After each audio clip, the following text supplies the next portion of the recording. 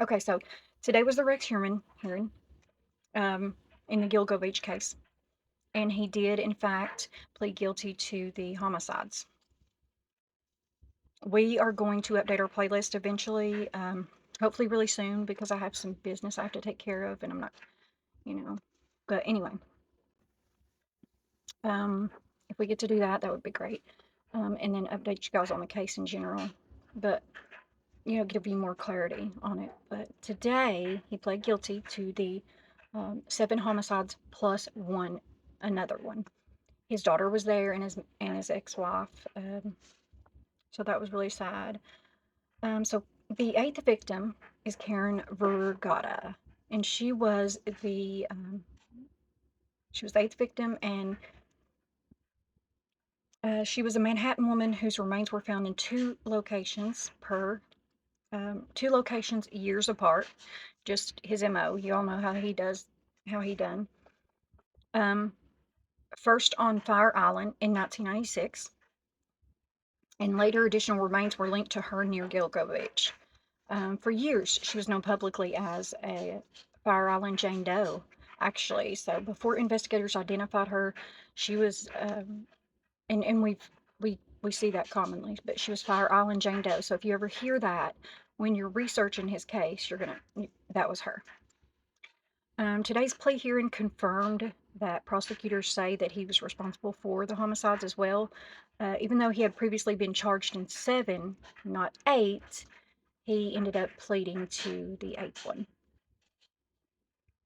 So today brought one of the biggest developments in the Rex Heuermann case, and if you've been following it, you would understand how big this is. Like, it's crazy. Um, Prosecutors they utilized, in combination of DNA evidence, burner phone analysis, witness information, and digital forensics. Um, Reporting today again points to the well-known pizza crust DNA evidence, as you guys can remember, the cell phone, the phone data, and what authorities have described as a planning blueprint document, which was found on his computer. If you guys remember, those details have been central to explaining how investigators connected him to the Gilgo Beach homicides after the task force reopened the case. Now, um, today's reports also say that Heuermann has agreed to cooperate with the FBI Behavioral Analysis Unit as part of the plea arrangement. So, reporting describes that cooperation is focused on behavioral analysis rather than solving a pending charge here in court. So, some outlets also report that he waived his right to appeal, and he did. I was listening, although that detail has not appeared in every report. But I personally, and I did record it for you guys. So, um, if you want to watch that hearing and everything, you can get on the playlist. It'll be under his playlist. Um,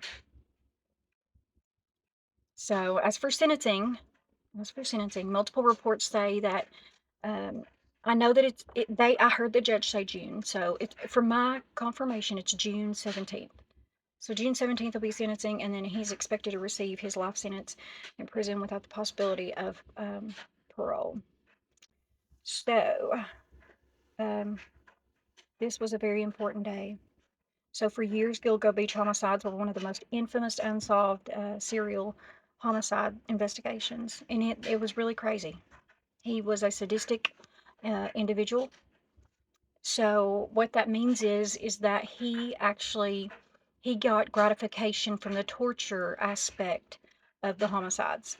So um, you know, and I'm not saying this just from a journalist point of view or what have you. I actually have um, a degree in this field, and I actually know what I'm talking about. He is very, what they do is sadistic individuals, when they're, you have your profiles of criminals or serial unalivers, whatever.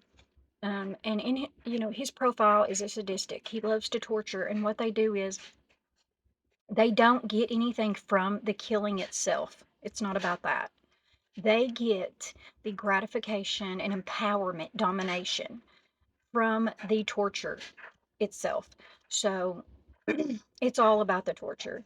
And that is why he does the asphyxiation. That's why he dismembered the bodies and displaced them. Yeah, so yes. And as you can see, based off of another, the evidence and stuff in the case, he also had a sound barrier put in his basement, which would eliminate sound. Yes. And if you notice, uh, another thing is they were all prostitutes. They were all under or in their 20s, except for one, Karen, and I'm pretty sure which. Personally, I think he's connected to a whole lot more, and I have this whole spreadsheet on it, locations, everything. So, um, and if you guys want to look at that, I'm going to start putting my spreadsheet. I want to put all those on my Patreon for you guys to download or whatever, and also case documents and things. They will all be located on my Patreon. So, and that goes for even my Idaho case, what have you. But yes, today marks a very big turning point.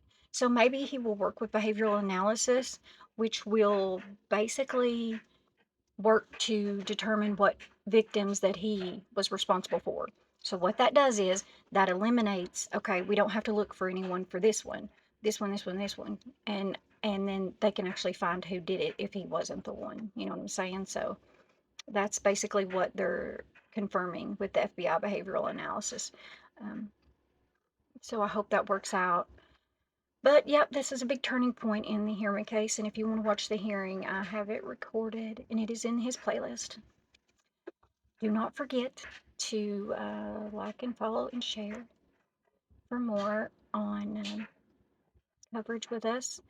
And we will be covering we have some more, the series with Idaho 4. So stay in touch if you